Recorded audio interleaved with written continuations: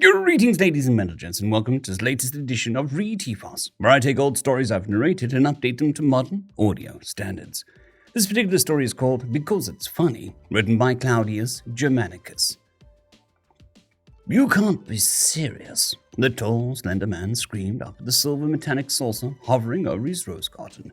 As if tickled by this reaction, the object hummed and displayed a line of multicolored lights around its sides for approximately 3 seconds before replying. Yes, that's right, because it was fucking funny. The object waited for the man's next reaction. It had been hundreds of galactic years since the last time he'd gotten to reveal the cosmos to an unwitting vassal species. These humans had been incubating for some time and had accrued excellent ratings. All the beings responsible for the idea were compensated handsomely. Why do you keep swearing so much? The object stopped humming and blinked once in confusion. What? I said, why do you keep swearing so much? Of all the goddamn questions to fall out from behind your face horns, you pick that one. What? What's so off about that? I'm just saying, you're only now hearing about the wonders of the universe, and you finally had answered basically all of your species' oldest questions. And the only thing that you can think to ask a corporeal extraterrestrial in front of you is why he likes to use the Feck word. Yeah, that's about right. I just sort of figured if there's some big alien civilization up there, that maybe they moved past swearing. I mean, obviously, you haven't, and that's fine. I guess I'm just a little underwhelmed. The spaceship silently floated there for a few moments, not blinking, not humming, not doing anything at all, really. Just lost in the absolute asinine display before their very eyes. Then all at once, the object erupted into laughter. Wildly flashing lights and humming at pitch at a later historians would take care to note was a slightly out-of-tune B-flat. Humans, all their fecking movies are about space. Their gods come from space. Their biggest damn expenditure other than war is space exploration. And even then, they manage to get bored. Were they all psychopaths or something? The captain flexed his reproductive sack in thought. Perhaps they'd accidentally raised a planet of complete sociopaths. Given their history, it was certainly possible. He glanced over at the open files, displaying the juiciest bits of human history. The Bronze Age collapse, the Ice Age extinction, Mongol conquest. It would certainly be possible. So all right, if you're not going to ask any interesting questions, I'll just tell you stuff. Really, mate? I want to know why you guys never figure out how to quit being so damn foul-mouthed. It's really rather unbecoming of you. You're relentless. This is incredible. You still won't shut the hell up about swearing. All right, fine, you little shit. Listen up, because we're only going to say this once. If you think for a single one of your seconds that the very worst thing about our species is our liberal use of expletives, then I've got some bad news for you, sunshine. Yeah, no, I get it. You guys raise species to wage civil wars against themselves for thousands of years for entertainment, and then sweep in once they break FTL travel and add a new vassal with all their fresh tactics. To your little consumerist confederacy. It's not that complicated, mate.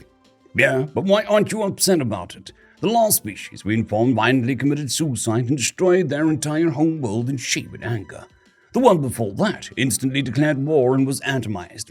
What's making you different? I already told you why. Clearly, your biology lacks a pair of working ears. The object began humming again, this time an entire object turned a particularly angry shade of red. We have 5 working ears, thank you very much, and we can hear way better. You are literally a hairless ape standing in a robe in a flower garden. Do you really want to compare biology?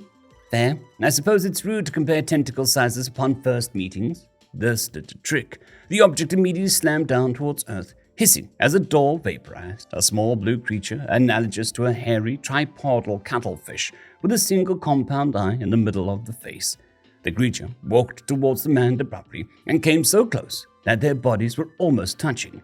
It angrily shot an extension at the man and held it in one of its other appendages. This is the closest thing to my penis, and I bet your planet's existence that it's bigger than yours. The Englishman roared to life. Lad, I'll take that bet. Prepare to leave this world for good. Your show has ended, and that navy, I'll bet, is hiding up in space can go back to whatever world you came from. With that, He loosed his trousers and placed his hands valiantly on his hips. How do you like us now? Unfortunately for fans of cosmic gladiators, the human was full 3 inches longer than the extraterrestrial, much to the shock and horror of both captain and crew. The alien suddenly went completely alabaster and sucked in his penis with a horrible clicking noise. The human made no attempt to clothe himself, instead proudly waving his member back and forth in the breeze, the stupidest smile cemented on his skull. A deal's a deal, off you go. You're right, we're nothing if not a species of our word, but before I go, I'd like to let you know how much fun we had watching you guys kill each other.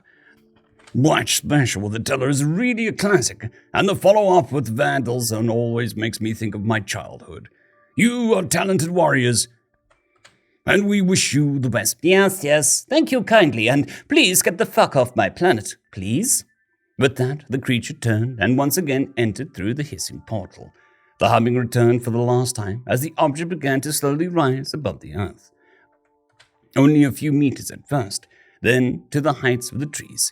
It gave one final flash before it zipped off into the stars, leaving the man alone with his pants around his ankles, and only his roses to keep him company. It was also at this moment that the local constabulary noticed a man staring off into his neighbor's window with his pants around his ankles. The judge did not buy his story. End of story. I'd quickly like to thank the T5 peeps: Cold War Boomerwaffen, Severin Cerberus, Bushmaster 177, Henry the Red, Caspar Arnholtz, Cold War Boomerwaffen, Elijah Silvercross, Dragzoon WRE, and Severin Cerberus. Thank you very much.